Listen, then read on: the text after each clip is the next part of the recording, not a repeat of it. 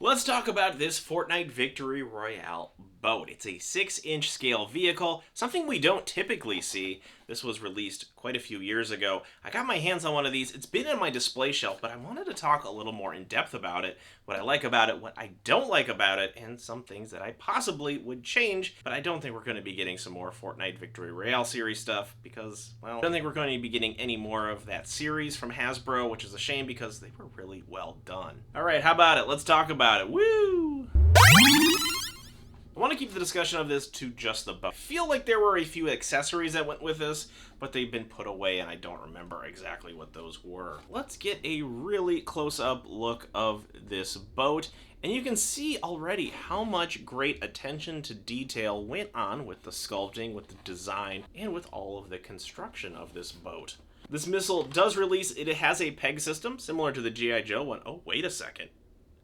I wonder, I'm gonna get Bazooka's blast effects and see if this works. Hang on, just a second. I've got the blast effect right here. This one isn't for Bazooka. I believe this is for Scrap Iron's tank. It unfortunately doesn't fit. It is close though. It is close. I was hoping that there would be a standard peg size, but there's not. All right, that little diversion aside, on the front of the boat here, we have one of these insignias here. I believe this is the Ghost insignia, and the rest of the boat just has your stereotypical Fortnite application. The dimensions of this are a little cartoony. The perspective of it is, again, a little cartoony. It fits really well within the whole world of Fortnite, but you can't deny the fact that this is a 6-inch scale vehicle, something that we don't typically see a lot of. We've gotten a few things from the Star Wars Black series, I think a very handful, small few things from Marvel Legends, and G.I. Joe is starting to pick up with things like the Vamp, also with the Hiss tank, and then the Dragonfly, stuff like that. Let's put some figures in here, and you can kind of get a sense of just how large this is. So here we have our standard 6-inch Hasbro Fortnite Victory Royale series action figure. This guy in particular is Funk Ops. With a slight bend of the knees, you can get him sitting in the driver's seat rather easily, but this isn't the only place that you can put a figure. In fact, if we just remove him from the driver's seat, and I struggle doing so because of his shin guards, you could put an absolute, well, boatload of characters on here if you don't double up on the peg systems. There's a spot right here. There's a spot right here, here, and here. So that's a total of 1, 2, 3, 4, 5, 6, 7 figures you could cram onto this boat. That is a lot of capacity. Not only does this boat look great, it comes with an entire blast effect. I don't know what to call this. It's a wave effect. It's not really a blast effect, but it's essentially a stand. That's what it's called. It's called a stand. And you put the boat on this, and it displays it really well. Now, the reason you might need to have this is because on the bottom here, you can see that there's a part missing, and I deliberately did that. That's the motor for this thing, and it has to fit into this stand just so that it won't just wobble all over the place. This is an optional thing as long as you don't assemble it completely. And because it canters the boat up just a little bit, it gives a nice sense of motion, a nice sense of movement. All right, what are some of the things that I don't like about this necessarily? And that is the weathering on it. In the game Fortnite, things look really nice, but there's like a little grime around it, and they really highlighted that with the boat. You can see at the tip of the boat, you have this mud. On this part right here, you have the mud. Maybe it's rust, I don't know. And it just kind of goes along the front of the boat. There's some of it in the back. There's some on these twin turbo engines on the sides. Like, there's just some areas where it has these brown smudges, and it doesn't really come across as rust. It doesn't really come across as mud. Other aspect of this too that doesn't immediately come across is the turbo engines do flip out, they do pop out. And while that is a cool feature, there's no button to activate them, so you kind of have to know that they swing out. You don't really get a sense that you're going any faster because there's no blast effects that come out of the back that would signify that it's kind of turbo time. Really in your best interest to save space and just have them closed in close to the hull of the boat. The only thing that I can think of when it comes to making any sort of changes to this, it's really the application of that mud, that rust on here. It doesn't come across well. Really, it doesn't look good at all. I get what they were going for, but the reality is it just looks like something got smeared on it. And I suppose if we're really thinking about it, I would have changed that this bottom part, you could have had the motor on there. Maybe it would have retracted into the hull of the boat. That way it could have sat complete on the shelf like that.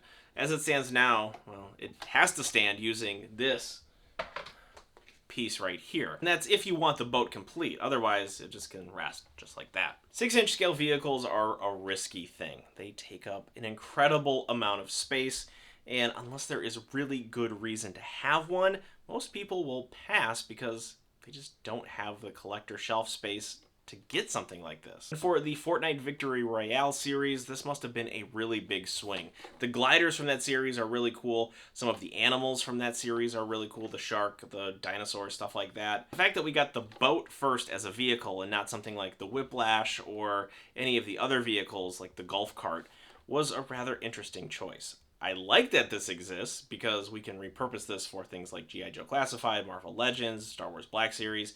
While it might not fit in the theme of most of them, actually G.I. Joe was the closest on this. I've seen people paint this like the moccasin and put Copperhead in there. All right, another tangent. But having this be the first vehicle, the first large vehicle for the Fortnite Victory Royale series, I think was a risk, and I don't know if it was necessarily the right choice. That's me thinking about it in like a business sense. As a collector, like this is just awesome to have. Because like I mentioned with the G.I. Joe Classified, here's movie Snake Eyes, you can fit him in here just fine, and now you have a boat for the G.I. Joes, which is the one thing that they're missing at this point.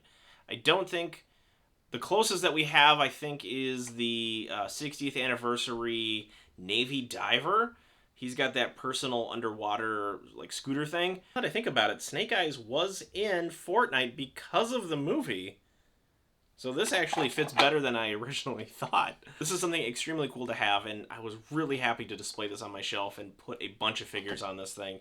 But unfortunately, the time has come where G.I. Joe Classified stuff is taking over the shelves, and this guy has to get packed away, and I wanted to film a video about it. It's still something, if you can get your hands on, these were being sold at like Ross or Ollie's, things like that, for extremely cheap. Definitely something to get your hands on and see and put some figures in because it looks really cool. Brown weird spots aside. Here's the thing though, let's bring this over to the table. It will fit on the table and we can show you some of the finer details of this thing. Let's do it. Barely fits, but here is our Fortnite boat up close, and here you can see that weathering, that rust, that mud, whatever. It doesn't look like either of that to me. If we turn the boat a little this way, you can see some of the simplified dials. The steering wheel does turn. It doesn't move anything else on it, but the steering wheel does turn, so yay. The captain's seat does swivel, so that's good to see too. And this rope winch and the back of the motor here does spin.